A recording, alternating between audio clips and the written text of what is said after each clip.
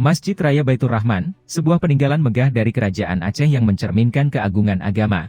Dibangun pada tahun 1612 oleh Sultan Iskandar Muda, masjid ini bukan sekadar tempat ibadah, tetapi juga saksi bisu perlawanan heroik melawan penjajah Belanda. Meski mengalami ujian berat pada tahun 1873, ketangguhan masyarakat Aceh terlihat dalam tekad mereka membangun kembali masjid ini, membuktikan cinta mereka terhadap warisan bersejarah. Renovasi dan perluasan terus menghiasi perjalanan masjid ini, mencapai puncaknya setelah tsunami Aceh pada tahun 2004. Arsitektur megah yang menggabungkan gaya Mughal dan kemegahan Taj Mahal di India memberikan keunikan pada Masjid Raya Baitur Rahman. Pintu masjid yang terbuat dari kayu indah dan interior yang dihiasi dengan dinding berelief, tangga marmer, dan lantai dari Cina, semuanya menghadirkan keindahan artistik yang tak terlupakan.